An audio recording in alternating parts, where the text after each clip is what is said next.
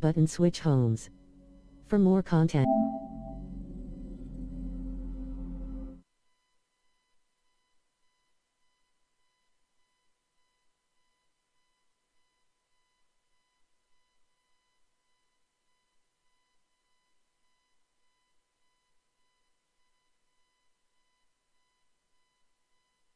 Driving essentials.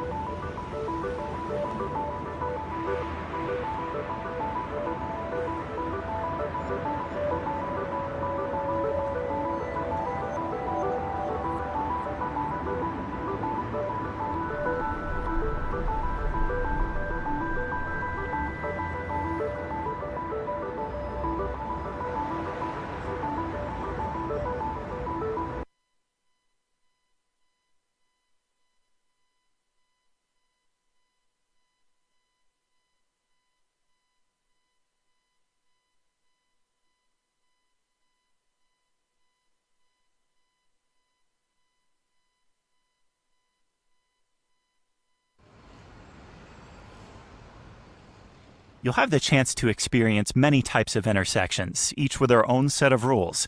Let's start with the most common, the four-way stop. At these intersections, every vehicle has a stop sign. The question is, how do you know who gets to go first?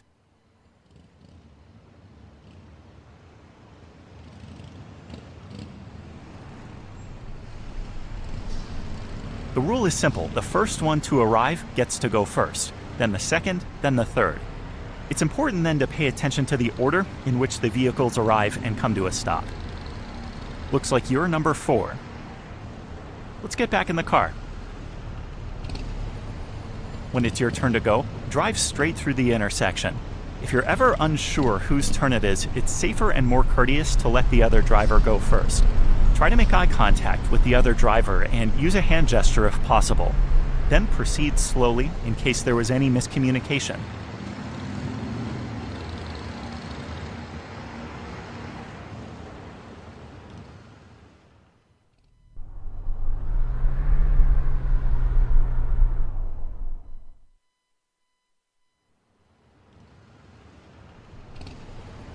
Try this on your own.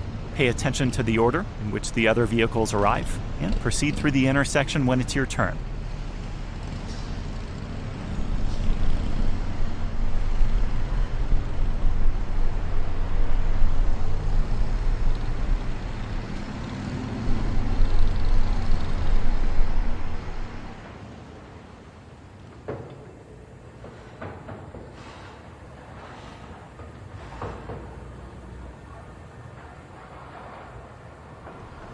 Okay, here's another intersection with very different rules.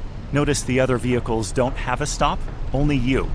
In this case, you have to decide when it's safe to pull out. Make sure you use your turn signal to let other drivers know where you're headed. A very common crash occurs when you assume the vehicle in front of you has pulled out and you are still looking to the left.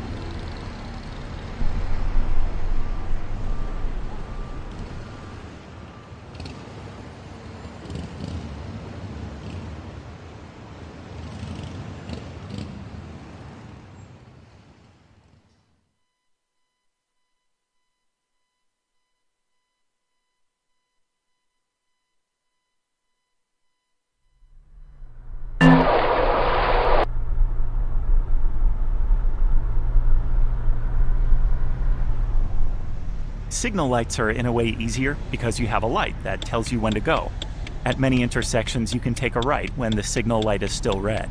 But whether the signal light is red or green, you should look both ways several times before pulling into the intersection. Remember, other drivers don't always obey traffic laws.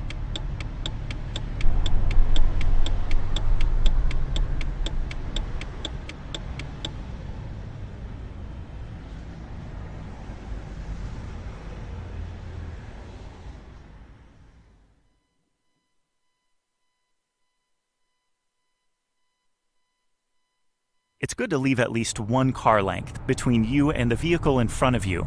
That gives you room to move around the car if you have to. When the light turns green, you may be ready to take off, but it's safer to wait a few seconds before moving forward. You don't want to be the first one in the intersection if you can help it, because all it takes is for someone to try and beat the light and...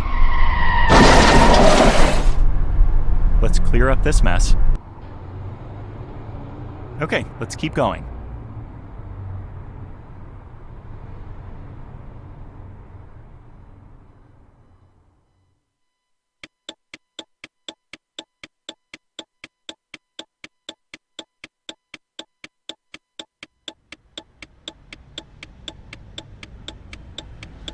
Taking a left across traffic is tricky as you're intentionally crossing in front of other vehicles. Make sure oncoming traffic is going to stop before proceeding through the intersection, even if you have a green arrow.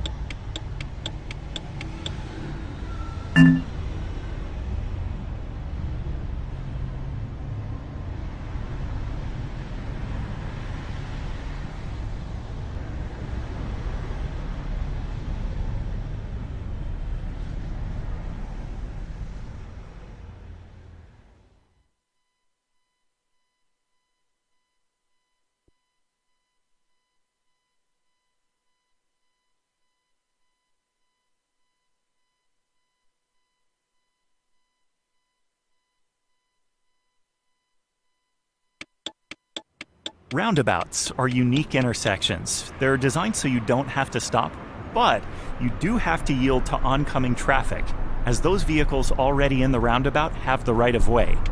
Merge in when it's safe, and look for your exit.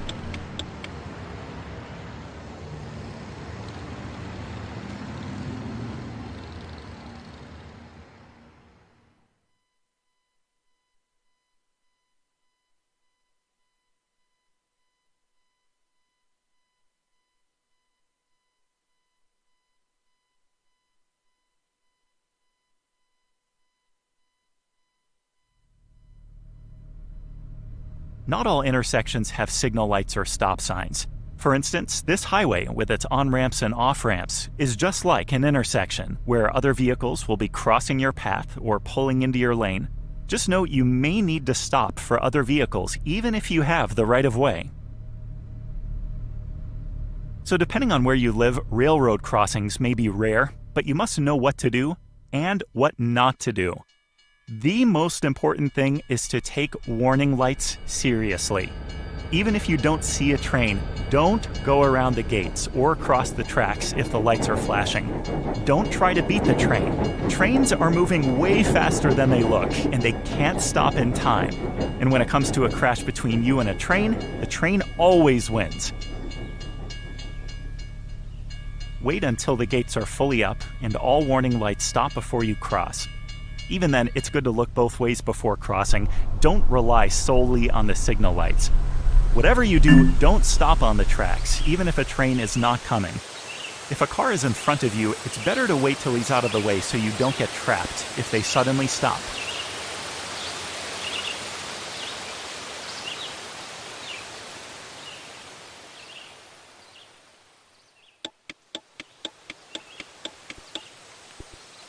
Pull over here and shut down the car. I know that it was a lot to learn, but you'll have more time to practice intersections. Bottom line, use caution at all intersections, look both ways, and use your turn signals. And don't assume other drivers will always obey the rules.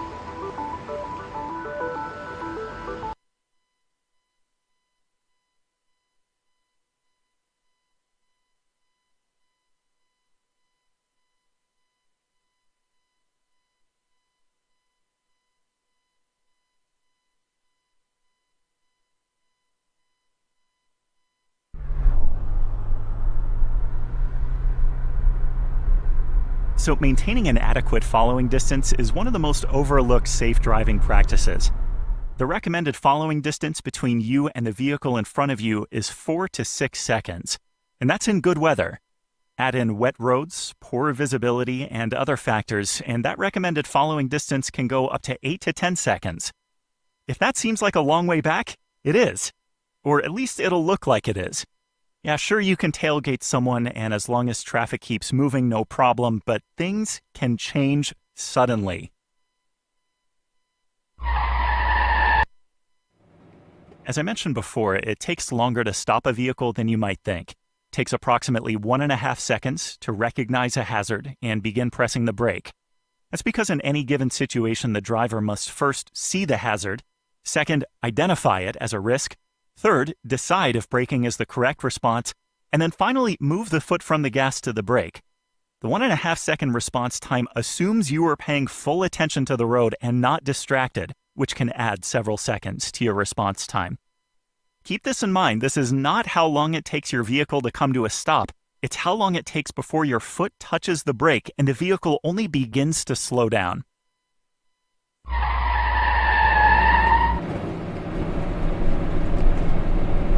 If you don't leave enough distance, you're actually in danger of being hit twice. Whether you hit the car in front of you or not, by stopping short, you're now in danger of being hit from behind. Leaving enough space for you to slow down also leaves enough time for the vehicle behind you to stop.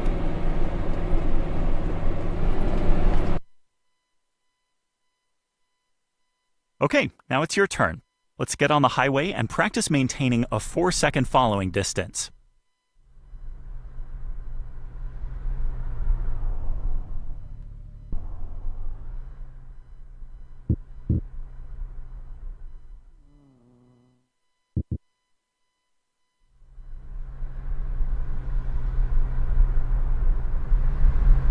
This might help until you get a feel for what 4 seconds looks like. If you find yourself too close to the vehicle in front of you, just back off slowly.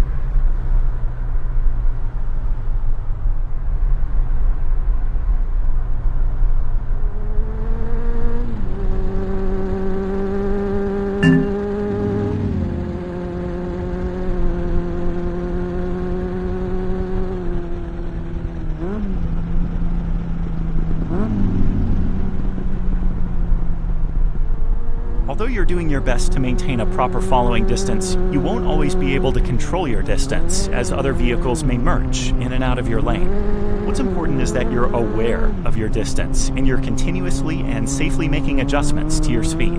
What you don't want to do is make abrupt changes in speed or drive too far below the posted speed limit. Alright, now try it without the graphic.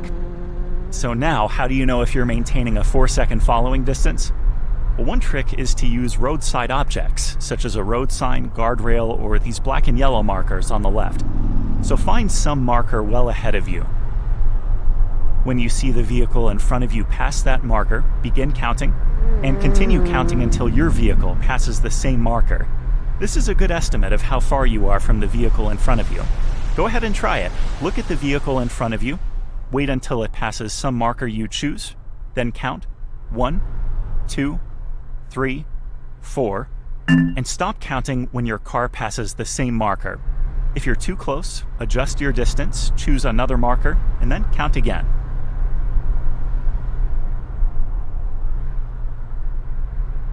You won't need to use this technique all the time, just when you need to check if you're far enough back. Also, this technique can be very useful, but don't ignore the other vehicles around you.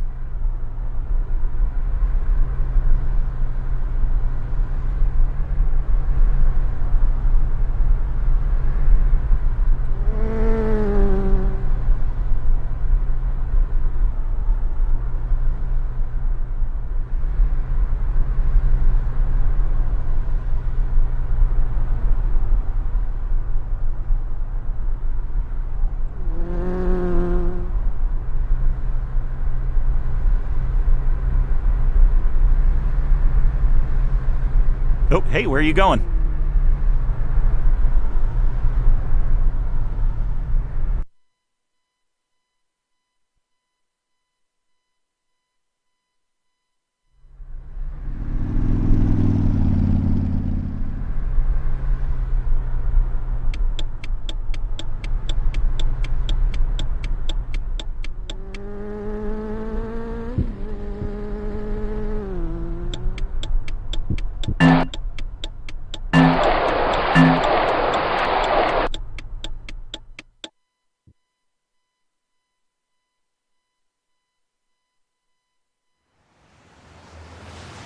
maintaining a proper following distance is just as important on surface streets as it is on the highway. You may be traveling at slower speeds, but you still need to maintain enough distance, as other vehicles are stopping and turning more often. I'll turn the graphic back on.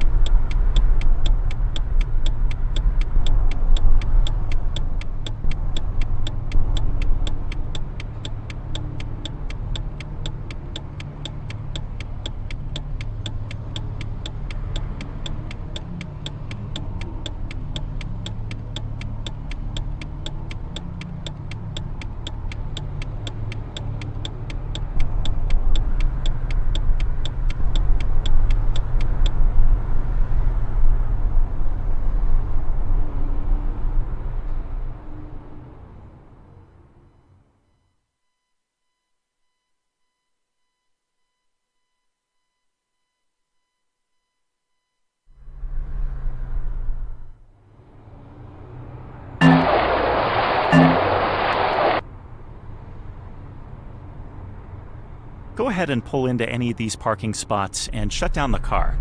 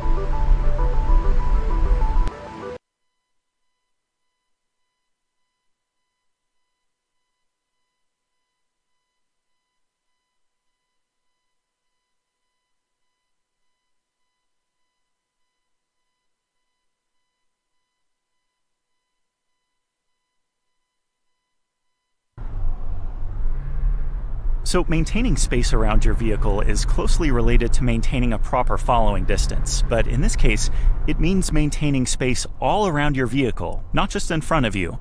For this lesson, I'll provide a graphic that will warn you when other vehicles are nearby. Alright, start your vehicle and pull out onto the road. Make sure to check your mirrors and use your turn signal before pulling out.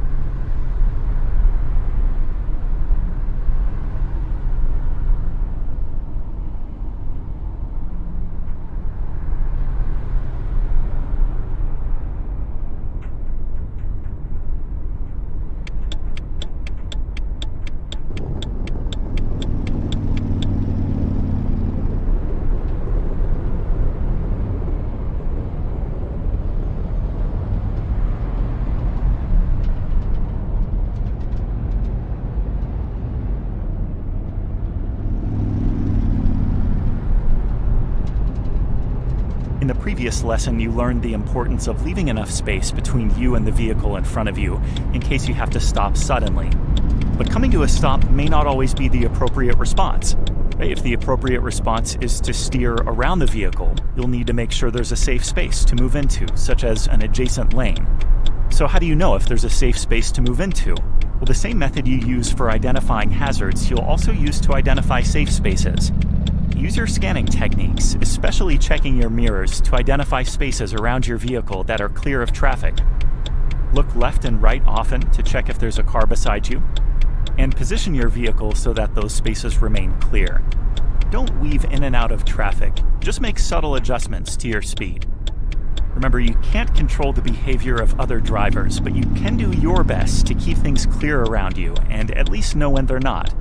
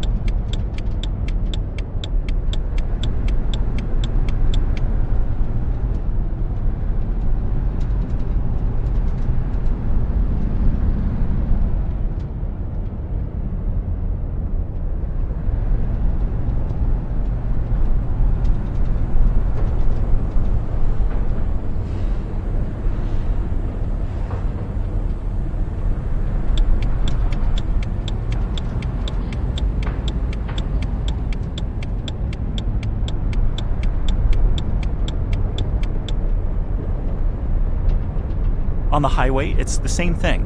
There's no telling when you might have to change lanes quickly, so make sure you always have a clear space around you.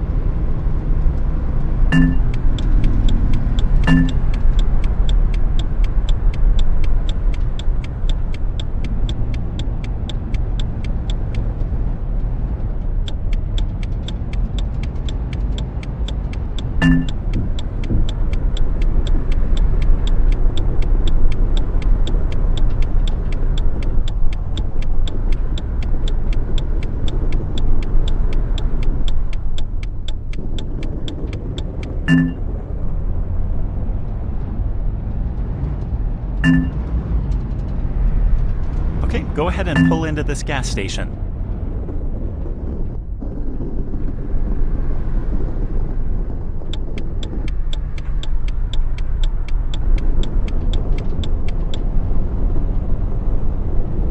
Shut down your vehicle when you find a good place to park.